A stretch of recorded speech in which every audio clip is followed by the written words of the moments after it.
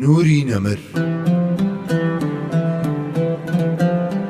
بەرجی شەشەم نووسینی مامۆستا محەممەد فەتحوڵڵا گولەن.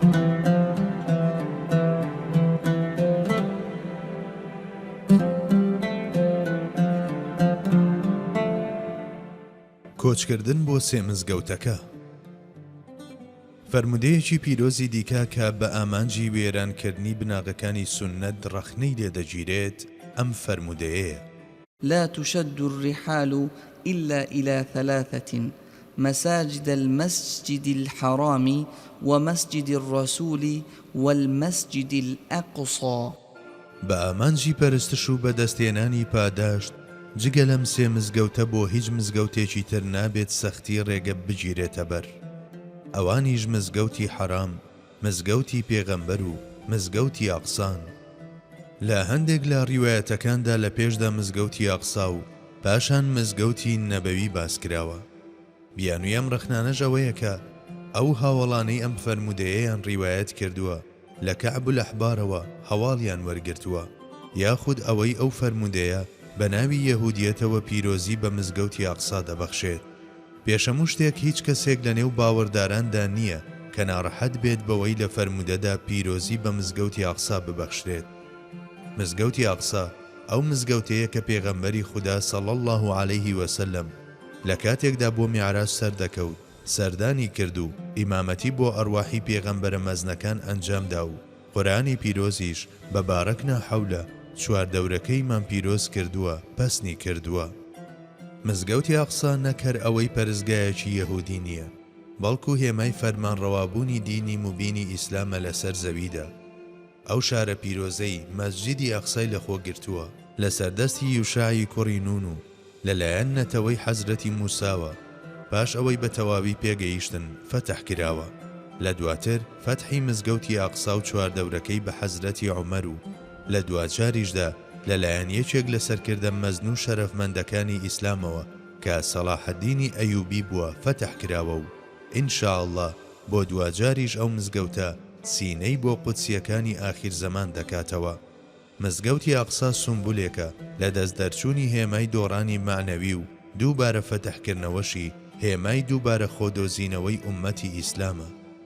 جاگەر مزگەوتی ئاقسا لە نێو قورئان و سوننەتدا خاوەنی قورسیەکی لە پێوانە نەهاتوو بێت و پێغەمبەری خوداش ئەمەی دەربڕی بێت، ئیدی بە درۆخستنەوەی ئەم فەرمودەیە بۆ چییە؟ بەڵام هەرچی پەسەندبوونی ئەوە بەسەر مزگەوتی پێغەمبەردا ئەوە دەکرێت ئەو بابەتە زیاتر گفتوگۆی لەبارەوە بکرێت و تاوتوێ بکرێت. هەرچی دەربارەی پەرستشە لە مزگەوتی ئاقسا و مزگەوتەکانی دیکەدا ئەوە جگە بۆ مزگەوتی حەرام هیچ پەرستشێکی تایبەت بە مزگەوتێکی دی دانەنراوە. ئەڵبەتە دیاریکردنی کات و شوێنیش بۆ پەرستشەکان هەر لەلایەن دانەری شەریعەتەوە دەبێت. ئەوە تا لە ڕیوایەتێکدا کە لە حەزرەتی ئیبن عەباسەوە هاتووە ئافرەتێک نەزری کردووە گەر لەو نەخۆشیەی هەیەی ڕزگاری ببێت بڕوات لە مزگەوتی ئاقسا نوێژ بکات. پاش ئەوەی لە نەخۆشیەکەی ڕزگاری دەبێت و خۆی ئامادە دەکات بۆ بەڕێکەوتن بۆ مزگەوتی ئاقسا دێتە لای حەزرەتی مەیمونەی دایکمان و بابەتەکەی بۆ باز دەکات. حەزرەتی مەیمونەش پێی دەڵێت: اجلسي فكلي ما صنعت وصلي في مسجد الرسول صلى الله عليه وسلم فإني سمعت رسول الله صلى الله عليه وسلم يقول: صلاة فيه أفضل من 1000 صلاة فيما سواه من المساجد إلا مسجد الكعبة. دانی شەو خواردنی خۆت بخۆ، لێرە بمێنەرەوە و خەریکی ئیش و کاری خۆت بە. نوێژەکەشت لە مزگەوتی پێغەمبەری خوادا بکە، چونکە من لە پێغەمبەری خواوە بیستومە فەرموویەتی ئەو نوێژەی لەم مزگەوتەدا دەکرێت لە 1000 نوێژی مزگەوتی تر فەزیلەتدارترە جگە لە مزگەوتی کەعبە. بەڵێ، بەهۆی ئەوەی خوای گەورە شوێن و کاتی تایبەتی بۆ بەندایەتی و پەرستشەکان دانەناوە، دەکرێت نوێژ لە هەموو جەیەکدا ئەنجام بدرێت.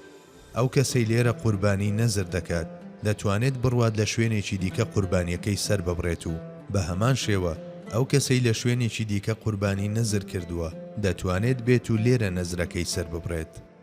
حەزرەتی مەیمونەی دایکمان لە کاتێکدا لەو گۆشەنیگایەوە سەیری بابەتەکەی کردووە لە هەمان کاتیشدا ئاماژەی بۆ گەورەی نوێژی نێو مزگەوتی پێغەمبەری خوا کردووە، بەڵام لەبەر ئەوەی مزگەوتی حرام جگە لە نوێژ پەرستشی دیکەی وەک تەوافیشی تێدا دەکرێت و بەردەوام کراوەیە بۆ پەرستش، هەندێک لە فەقیهە بەڕێزەکان مزگەوتی حرامیان لە دەرەوەی ئەم دەستورە گشتیە داناوە و وهایان بینیوە کە پێویستە ئەو نەزرەی بۆ مزگەوتی حرام دەکرێت هەر لەوێ ئەنجام بدرێت.